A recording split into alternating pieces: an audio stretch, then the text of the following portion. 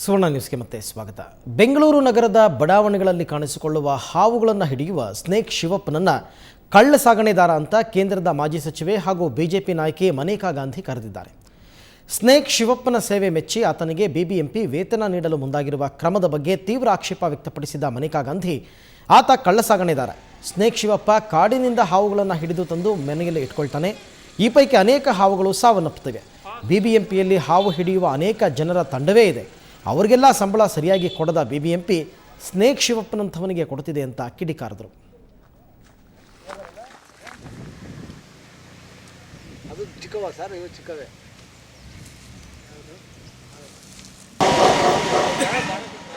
नहीं, मैंने उनसे बात भी किया था कि ये वाइल्ड लाइफ का स्मगलर है. अगर हम स्मगलरों को जेल में डालने के बजाय उनको रिवॉर्ड करें तो फिर क्या फायदा.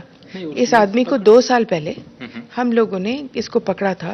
ये स्नेक्स लेता है, लोगों से नहीं, जंगल से निकालता है. And almost every snake dies.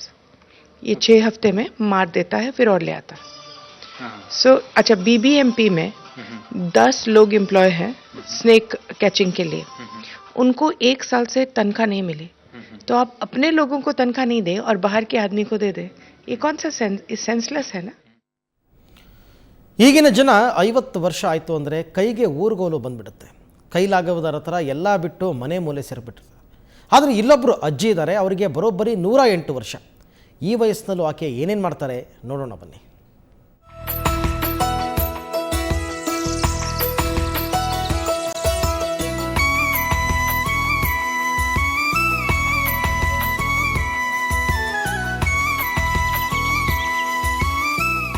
ನಡೆಯೋಕೆ ಊರುಗಾಲ್ ಬೇಡ, ಕಣ್ಣಿಗೆ ಕನ್ನಡಕವೂ ಬೇಡ.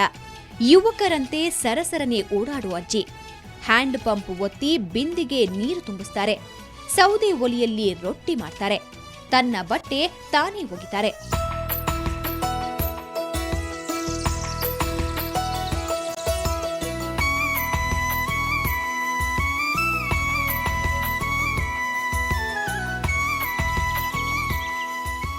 ಈ ಅಜ್ಜಿ ಹೆಸರು ಶಿವಮ್ಮ ಟುರ್ಕೆ.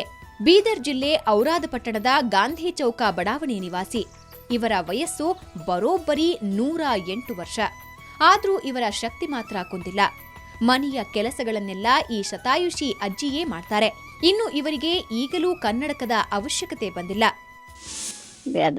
ಮನೆ ದಂಧೆ ಮಾಡ್ತಾ ಚಕ್ಕಿ ಹಾಕೋತಾ ಯಾರು ಇರ್ತಾರೆ, ಯಾರು ಬಿಡ್ಲಿ ಮಾಡ್ಕೊತಾ ಮಾಡ್ಕೊಂಡು ನಾನು ಸೀರೆ ಹಿಡ್ಕೊತ ನೀರು ತರ್ತ.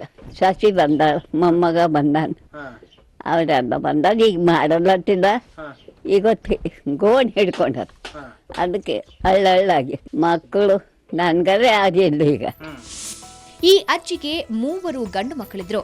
ಆದ್ರೆ ಎಲ್ಲರೂ ಅಕಾಲಿಕ ಸಾವಿಗೀಡಾಗಿದ್ದಾರೆ. 4 ಮೊಮ್ಮಕ್ಕಳು ಸೇರಿದಂತೆ ಬಂಧು ಬಳಗ ಇದ್ರೂ ಅವರ್ಯಾರೂ ಇವರ ಜೊತೆ ಇಲ್ಲ. ಹೀಗಾಗಿ ಅಜ್ಜಿಗೆ ತನ್ನ ಕೆಲಸ ತಾನೇ ಮಾಡಿಕೊಳ್ಳುವಂತಹ ಸ್ಥಿತಿ. ನಮ್ಮ ಕೆಲಸ ನಮಗೆ ಮಾಡ್ಕೊಂಬೋದಾಗಲ್ಲ. ಅದೊಂದು ಬಿಟ್ಟು ಇವ್ರು ಏನು ಮಾಡ್ತಾರೆ, ಆಗಿಂದೇನು ಊಟದಾಗ ಏನಿದನು ಪವರ್ ಅದನ್ನು ಏನು ಗೊತ್ತಿಲ್ಲ. ಮಜ್ಜಿಗೆ ಮೊಸರು ಅಲ್ಲೆಲ್ಲ ಉಂತಿದ್ರು. ಈಗ ಇವತ್ತು ಅವರೇ ನೀರು ತರ್ತಾರ, ದೇವಸ್ಥಾನ ಪೂಜೆ ಮಾಡ್ತಾರ, ಮತ್ತೆಲ್ಲ ರೀತಿ ಕಟ್ಟಿಗೆ ತರ್ತಾರ, ರೊಟ್ಟಿ ಮಾಡ್ಕೋತಾರ. ಹಿಂಗಂತ ಅವ್ರದ್ದು ಒಂದು ಇದು ಅದ. ಇವತ್ತಿಂದ ಏನಾದ್ರು ಹೆಬ್ರೇಡ್ ಊಟ ಅಂತಂದಪ್ಲೆ ಈಗ ನಮ್ಗೆ ಖಾಲಿ ಇಸ್ತರಿ ಮಾಡ್ಕೊಂಬೋದಾಗಲ್ಲ ನಮ್ದು ಈಗಿನ ಯುವಕರಿಗೆ. ಅಂದ್ ಬಿಟ್ಟು ಇವತ್ತು ಅವರೇ ಬಟ್ಟೆ ಹೋಗ್ಕೋತಾರ ಅಂತ ಅವ್ರದ್ದು ಇದು ಅದ. ಅಜ್ಜಿ ಹೀಗೆ ಸದೃಢವಾಗಿರಲು ಕಾರಣ ಹಿಂದಿನ ಕಾಲದ ಆಹಾರ ಪದ್ಧತಿ. ಒಟ್ನಲ್ಲಿ ಈಗಿನ ಜನ 50-60 ವರ್ಷ ಬದುಕೋದೇ ಕಷ್ಟ. ಅಂಥದ್ರಲ್ಲಿ ಈ ಅಜ್ಜಿ 100ರ ಗಡಿ ದಾಟಿದ್ದಾಳೆ. ಆದ್ರೆ ಈಕೆಯಲ್ಲಿ ಉತ್ಸಾಹ ಮಾತ್ರ ಕುಂದಿಲ್ಲ. ಇಳಿ ವಯಸ್ಸಿನಲ್ಲೂ ಈಕೆಗೆ ಯಾರ ನೆರವು ಬೇಕಿಲ್ಲ. ಬೀದರ್ನಿಂದ ಅನಿಲ್ ಕುಮಾರ್ ದೇಶ್ಮುಖ್, ಸುವರ್ಣ ನ್ಯೂಸ್.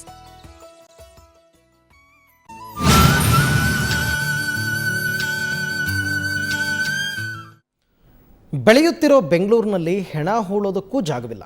ಅಂಥದ್ರಲ್ಲಿ ಇಲ್ಲೊಬ್ಬರು ತಮ್ಮ ಸ್ವಂತ ಜಾಗವನ್ನೇ ಸ್ಮಶಾನಕ್ಕೆ ಮೀಸಲಿಟ್ಟಿದ್ದಾರೆ. ಇದರ ಜೊತೆಗೆ ಸತ್ತವರ ಹೆಸರಲ್ಲಿ ಗಿಡವನ್ನು ಬೆಳೆಸಿ ಪರಿಸರ ಕಾಳಜಿ ವಹಿಸ್ತಾ ಇದ್ದಾರೆ. ಇಂಥ ಅಪರೂಪದ ವ್ಯಕ್ತಿ ಯಾರು ಅಂತೀರಾ? ಈ ವರದಿ ನೋಡಿ.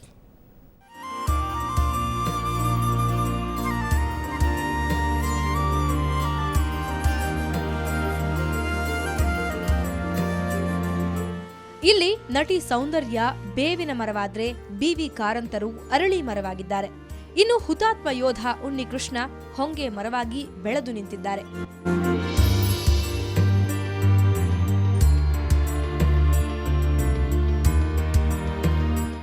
ಹೌದು, ಇದು ಕೆಂಗೇರಿ ಬಳಿ ಇರೋ ಮುಕ್ತಿಧಾಮ ಸ್ಮಶಾನ. ಮೆಡಿಕಲ್ ಸೈನ್ಸ್ ಇಲಾಖೆಯಲ್ಲಿ ಉದ್ಯೋಗಿಯಾಗಿರೋ ಶಿವಶಂಕರ್ ಇದರ ನಿರ್ಮಾತೃ. ಮನುಷ್ಯನ ಶರೀರದಲ್ಲಿರುವ ಖನಿಜಾಂಶವನ್ನ ಮರಳಿ ಭೂಮಿಗೆ ಅರ್ಪಿಸಬೇಕು ಅನ್ನೋದು ಇವರ ಬಲವಾದ ನಂಬಿಕೆ. ಆ ನಂಬಿಕೆಯಿಂದಲೇ ಸುಮಾರು 13 ವರ್ಷದಿಂದ ತಮ್ಮದೇ 2.5 ಎಕರೆ ಜಾಗದಲ್ಲಿ ಸ್ಮಶಾನವೊಂದನ್ನ ನಿರ್ಮಿಸಿದ್ದಾರೆ.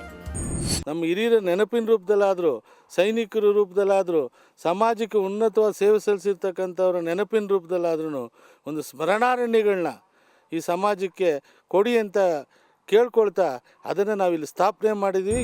ಹೆಣ ಹೂಳೋದಷ್ಟೇ ಅಲ್ಲ, ಹೂತ ಜಾಗದಲ್ಲೇ ಗಿಡವನ್ನ ನೆಟ್ಟು ಹಸಿರು ಕ್ರಾಂತಿ ಮಾಡ್ತಿದ್ದಾರೆ. ಬರೀ ಜನಸಾಮಾನ್ಯರಷ್ಟೇ ಅಲ್ಲ, ವೀರ ಮರಣವನ್ನ ಅಪ್ಪಿದ ಸೈನಿಕರು, ನಟ ನಟಿಯರು, ಕವಿಗಳ ಚಿತಾಭಸ್ಮವನ್ನ ತಂದು ಸ್ಮಶಾನದ ಜಾಗದಲ್ಲಿ ಹಾಕಿ ಗಿಡಗಳನ್ನ ಆ ಪ್ರದೇಶದಲ್ಲಿ ನೆಡಲಾಗಿದೆ. ನನ್ನ ಮನಸ್ಸಲ್ಲಿ ಡಫನ್ ಮಾಡಿಬಿಟ್ರೆ ನಮ್ಮ ತಾಯಿದು ಏನೂ ಅವ್ರನ್ನ ನೋಡಬೇಕು ಅನ್ನಿಸ್ದಾಗೆಲ್ಲ ನೋಡಬೇಕು ಅನ್ನೋ ಥರ ಏನೂ ಇದು ಸಿಗಲ್ಲ ಅಂತ ನನ್ನ ಮನಸ್ಸಲ್ಲಿ ಅವ್ರನ್ನ ಎಲ್ಲಾದರೂ ಉಣ್ಬೇಕು ಅಥವಾ ನಮ್ಮ ಊರಲ್ಲೇ ಉಣ್ಬೇಕು ಅಂತ ನನ್ನ ಮನಸ್ಸಲ್ಲಿ ಆಸೆ ಇತ್ತು. ಇಲ್ಲೇ ಉಣೋದಕ್ಕೆ ಶಿವಶಂಕರ್ ಅಂಕಲ್ ಅವರು ನಮಗೆ ಜಾಗ ಮಾಡಿಕೊಟ್ರು. ಒಟ್ನಲ್ಲಿ ಸ್ಮಶಾನವನ್ನು ತೋಟದಂತೆ ಪೋಷಿಸುತ್ತಾ ಬರ್ತಿರೋ ಇವರ ಕಾರ್ಯವನ್ನು ಎಲ್ಲರೂ ಮೆಚ್ಚಲೇಬೇಕು. ಹುಟ್ಟು ಎಷ್ಟು ನಿಜನೋ ಸಾವು ಕೂಡ ಅಷ್ಟೇ ಖಚಿತ. ಹೌದು, ಈ ಸಾವಿನಲ್ಲೂ ಕೂಡ ಹಸಿರಿರಬೇಕು ಅನ್ನೋಂತಹ ಹೊಸ ಪ್ರಯತ್ನಕ್ಕೆ ಕೈ ಹಾಕಿರೋರು ಶಿವಶಂಕರ್ ಅವರು.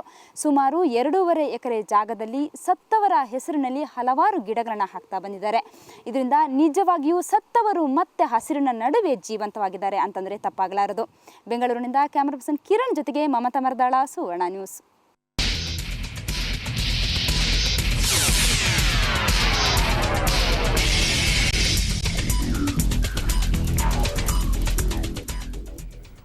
ಕಲೆಗೆ ಕಲೆಯೇ ಸಾಟಿ. ಹಿಂದೆಲ್ಲ ಕುಂಚದಲ್ಲಿ ಕಲಾಕೃತಿ ನಿರ್ಮಿಸ್ತಾ ಇದ್ರು, ಇಂದಿಗೂ ಅದು ಮುಂದುವರ್ಕೊಂಡು ಬಂದಿದೆ. ಇಲ್ಲೊಂದು ಹೈಟೆಕ್ ಪೆನ್ ಇದೆ, ಅದರಿಂದ ಕುಂಚಕ್ಕಿಂತಲೂ ಸಖತ್ ಕಲರ್ಫುಲ್ ಆಗಿ ಚಿತ್ರ ಬಿಡಿಸಬಹುದು. ಅದು ಹೇಗೆ ಅಂತೀರಾ? ಈ ಸ್ಟೋರಿ ನೋಡಿ.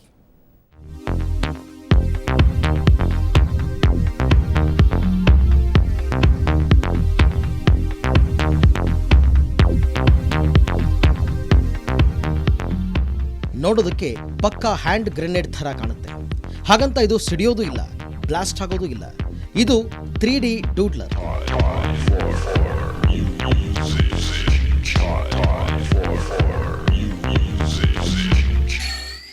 3D ಡೂಡ್ಲರ್ ಹೆಸರಿನ ಈ 3D ಪ್ರಿಂಟರ್ಗೆ ಪ್ಲಾಸ್ಟಿಕ್ ವೈರ್ ಬಳಸ್ಕೊಂಡ್ರೆ ಅದ್ಭುತ ಕಲಾಕೃತಿಗಳನ್ನು ನಿರ್ಮಿಸಬಹುದು. ಅವು ಇತರೆ ಕಲಾಕೃತಿಗಳಿಗಿಂತಲೂ ಸಖತ್ ಕಲರ್ಫುಲ್ ಆಗಿ ಕಾಣುತ್ತವೆ. ಅದನ್ನು ನೋಡಿದ್ರೆ ನಿಮ್ಮ ಕಣ್ಣನ್ನು ನೀವೇ ನಂಬೋದಕ್ಕೆ ಆಗಲ್ಲ, ಯಾಕಂದರೆ 3D ಡೂಡ್ಲರ್ ಅಷ್ಟೊಂದು ಚಮತ್ಕಾರಿ ಪೆನ್.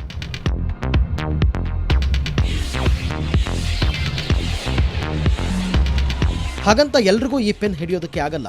ಒಂದು ವೇಳೆ ಪೆನ್ ಹಿಡ್ಕೊಂಡ್ರೂ ಇಷ್ಟೊಂದು ಅದ್ಭುತವಾಗಿ ಕಲಾಕೃತಿ ನಿರ್ಮಿಸೋದಕ್ಕೆ ಸಾಧ್ಯವಿಲ್ಲ. ಅದಕ್ಕೆ ಸಾಕಷ್ಟು ಕಸರತ್ತು ಮಾಡಬೇಕಾಗುತ್ತೆ. ಈ 3D ಡೂಡ್ಲರ್ನಿಂದ ಕ್ಷಣಾರ್ಧದಲ್ಲೇ ಐಫೆಲ್ ಟವರ್ ಸೇರಿದಂತೆ ವಿವಿಧ ಕಲಾಕೃತಿಗಳನ್ನು ರೆಡಿ ಮಾಡಬಹುದು.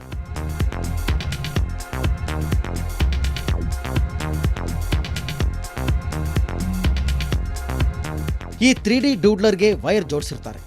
ನೀವು ಕಲಾಕೃತಿ ಬಿಡಿಸಿದಂತೆಲ್ಲ ಈ ವೈರ್ ಮೆಲ್ಟ್ ಆಗಿ ಇಂಕ್ನಂತೆ ಬರುತ್ತೆ. ಆಗ ನೀವು ನಿಮಗಿಷ್ಟವಾದ ಕಲಾಕೃತಿಗಳನ್ನು ಫಟಾಫಟ್ ಅಂತ ರಚಿಸಬಹುದಾಗಿದೆ.